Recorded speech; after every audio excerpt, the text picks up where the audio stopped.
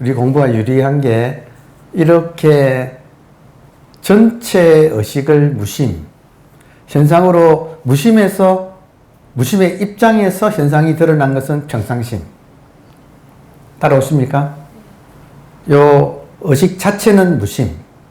이 의식 자체에서, 그러니까 의식을 모르고 하는 분별심 말고 의식의 입장에서, 무분별의 입장에서 평상의 분별을 하는 것, 무분별의 입장에서 분별을 하는 것, 이게 이제 결국 중도다 이거예요. 그러니까 어느 한쪽으로 치우치지 않는 것. 그래서 항상 요 중도의 균형 감각, 이게 이제 우리 공부의 꽃이에요. 항상 요 중도의 감각. 그러니까 공에도 치우치지 않고 색에도 치우치지 않고 항상 그 중간에, 그러니까 본질을 발견해도 머물지 않고 중도로 오고, 색에 떨어져도 머물지 않고 돌아오고. 그러니까 항상 요 중도의 감각, 이게 우리 공부의 이제 아주 꽃이라고 할 수 있어요. 그래서 요거를 우리가 가지고 공부를 하면 어느 한쪽에 치우치지 않는다. 내가 현상에 잠시 집착을 하더라도 빨리 알아차리고 놓고 이 자리로 돌아오고, 그리고 본질을 또 자각을 해도 거기에 너무 왜냐하면 현상에서 너무 시달리면 텅 빈 본질이 좋아가지고 자꾸 거기 또 머무르고 싶어. 처음에 발견한 사람은 머무르고 싶어 해요. 이해되나요? 예, 근데 거기도 머무를 수가 없다는 거죠. 그러니까 항상 이 중도의 감각을. 그러니까 요게 지금 우리 공부의 꽃이라서 이걸 알고 공부합시다. 물고기가 물 속에서 그동안 물을 찾았다. 이런 비유나 인간이 공기 속에서 공기를 찾았다. 그 비유가 지금 같아요. 그래서 이걸 이제 더 직설적으로 말하면 내가 의식 속에서 의식을 찾았다. 이 말이에요. 또 한 번 비유를 다른 말로 해본다면 내가 꿈 속에서 꿈을 찾았다. 전체가 꿈이다 이거예요. 못 찾은 이유는 꿈속에서 꿈을 부분으로 찾았기 때문에 못 찾았다 이거예요. 보세요. 내가 꿈속에서 꿈을 찾으면 어떻게 되냐면, 보세요. 내가 꿈속에서 꿈을 찾으면 어떻게 되는가? 내가 있고 꿈이 있죠. 따로 되잖아요. 그래서 못 찾는 거예요. 내가 있고 꿈속에 내가 나오잖아요. 근데 그 내가 꿈을 찾아. 그러면 나를 떼놓고 꿈을 찾으니까 온전한 꿈이 안 되겠죠. 깨달음은 전체를 깨닫는 건데, 내가 깨달음을 찾으면 전체를 깨달을 수가 없다. 왜냐하면 자기는 빼놨으니까. 이해됐어요? 그러니까 찾으면 안 돼. 찾으면 안 돼요. 어떻게 해야 되는가? 가만히 있으면 안 찾고, 가만히 있으면 이 전체가 밝아져. 다시. 찾으면 찾는 에고와 주관과 대상으로서의 전체인 객관이 이미 나누어져 있어서 전체를 못 깨달아요. 그럼 전체를 깨달으려면 찾으면 안 돼. 멈춰야 돼. 그래서 탁 멈춰. 멈추면 멈춘다.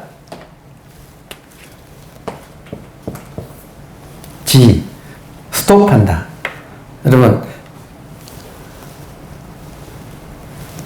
이러면 이게 무슨 글자가 돼요? 정자가 되잖아요. 선 앞에서 멈추는 게 바른 거예요. 그럼 선은 무엇이 선인가? 이 하나의 선 앞에서 선을 넘지 않는다 이거예요. 이 선이 뭔가 찾는 것이 하나의 선이야. 그러면 그 선을 넘으면 찾는 거잖아요. 그러면 선 찾는다고 하는 일이라고 하는 것은 차점이에요. 차점. 찾는 것 앞에서 멈춘다. 그러면 전체다. 그러면 전체를 본다. 멈추면 전체를 본다. 이게 깨달음의 원리예요.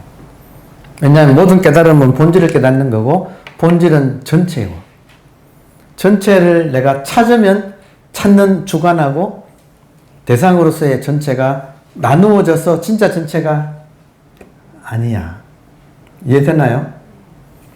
자, 이제 비밀이 하나 나오네, 여기서. 설렌다. 이 말, 여러분, 이런 말 할 때는 설레요. 비밀을 발견하게 되니까. 연기를, 초기 불교에서는 연기를 현상계의 법칙으로만 해석해요. 다시.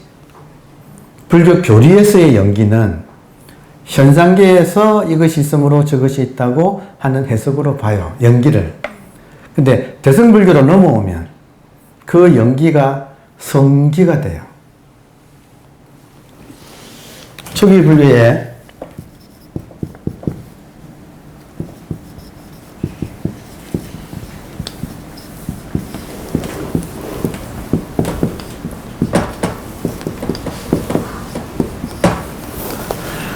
초기불교의 연기가 대승불교에 꽂힌 화엄사상에서는 성기가 돼요. 이 말은 뭐냐면 기는 일어난 것이 현상, 성은 본질. 모든 현상은 본질이 일어난 것이다.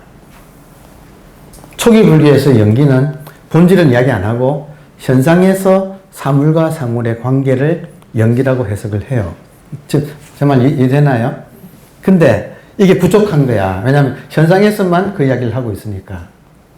그러니까 대승불교에 들어오면 연기가 성기로 바뀌어요. 더 깊어져요. 본질과 현상과의 관계가 둘이 아니고 하나다는 뜻이에요. 자, 그러면 이 성기의, 이게 이제 화엄사상의 핵심인데, 여러분. 화엄사상의 핵심.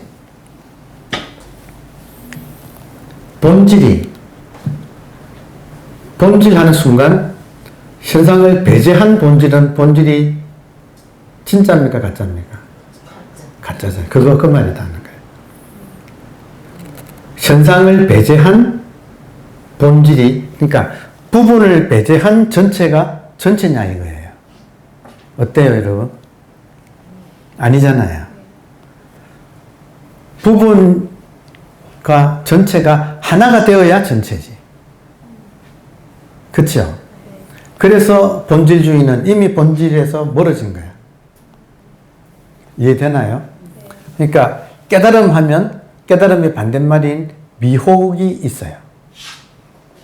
맞아요? 깨달음도 없어야 미혹도 없어져. 연기예요, 연기. 깨달음이 있으면 자동적으로 미혹, 무명, 미혹도 있어요. 그러니까 깨달음을 주장하면 미혹을 주장하는 것과 같아. 이해되죠? 그러면 깨달음이 없어져야 미혹도 없어져요. 중도가 되어야 깨달음이 진정한 깨달음이지, 깨달음이다 해버리면 이미 그 반대말을 가지고, 그 자체가 반대말을 가지고 있어서 진정한 깨달음이 아니다 이거예요. 그러니까 이 점에서 우리가 이 본질이 아무리 중요하고 깨달음이 아무리 중요해도 그걸 강조하는 순간 굳어져 가지고 현상으로 떨어져 버려요. 그게 지금 우리가 아주 제가 예민하게 이게 틀렸는데 왜 틀렸지? 하고 여러분 굉장히 유혹이 들어요. 본질을 깨닫고 나면, 본질을 처음 깨달으면 어떻게 되냐면 이게 다 본질이에요. 그냥 이 공기도 본질이고 물질도 본질이에요. 그러니까 전부 다 본질이라서 아무 때나 살고 싶어. 어차피 본질이니까. 본질의 입장에서는 현상이 정말로 꿈 같아서 꿈을 어떻게 꾸든 무슨 상관이야 이런 식으로 말을 할 수가 있게 돼요. 그런 유혹이 굉장히 강해. 그런 주장도 해. 그렇지만 본질에서만 살 수 있느냐 이거예요. 더 뒤집어 말하면 바로 그렇기 때문에 본질은 완벽하기 때문에 손댈 것이 없기 때문에 현상을 잘 살아야지. 뭐가 더 중요하냐 이거예요.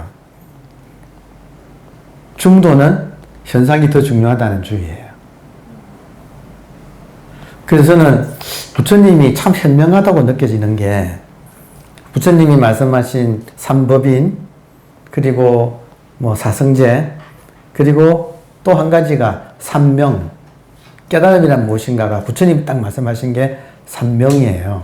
지난 시간에 제가 잠깐 소개했는데 저는 정말 부처님은 현명한 분이구나 느꼈어요. 삼명이 깨달음을 세 가지 발금 삼명의 반대말은 무명이잖아요. 부처님이 말씀하신 깨달음은 삼명이에요. 다시 한번 복습합시다.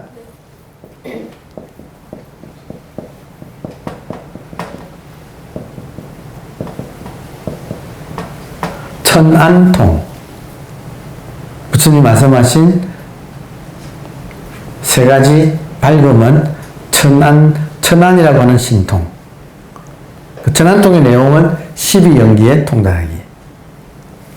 이게 부처님 입장에서, 왜냐하면 여러분, 천안이라는 말은 부처님 나시기 훨씬 전에 힌두 사회에서 이미 많이 쓰던 말이에요.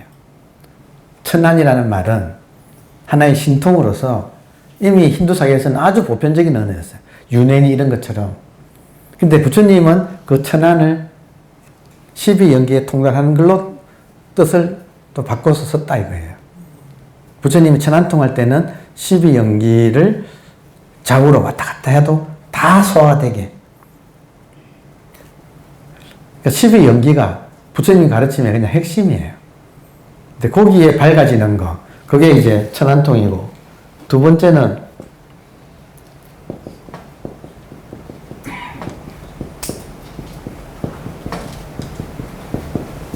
숙명통.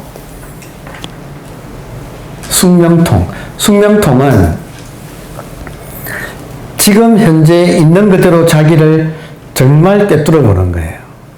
다시 지금 있는 대로 자기를 아주 객관적으로 꿰뚫어 보는 거예요.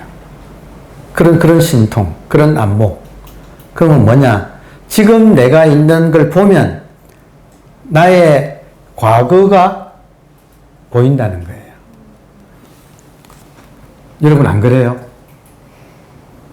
지금 자기가 내가 살이 쪘구나. 내가 좀 말랐구나. 왜 이런가? 보면 어때요? 자기 먹은 만큼 애누리 없이 철저하게 한치의 빈틈없이 그렇게 되어 있죠. 지금 몸 하나만 봐도 그런데 여러 가지 내가 지금 가지고 있는 성격, 뭐 나의 취향, 온갖 거 있잖아요. 그것이 그대로 나의 과거가 했기 때문에 지금 내가 이렇다는 거예요. 이거를 정말 꿰뚫어 보는 거예요. 이건 뭐예요? 저는 부처님이 정말로 현명하시다고 보는 것은 숙명통이 되어야 깨달음이라고 하셨는데, 이 숙명통의 핵심은 현상의 법칙에 통달하는 거예요. 숙명통은 현상의 법칙에 통달하는 거예요. 그러면 현상의 법칙은 애누리 없이 지금 내가 어떤 모양인가를 보면 과거에 내가 어떻게 했구나 하는 것이 이렇게 보이는 거예요. 세 번째가 누진통.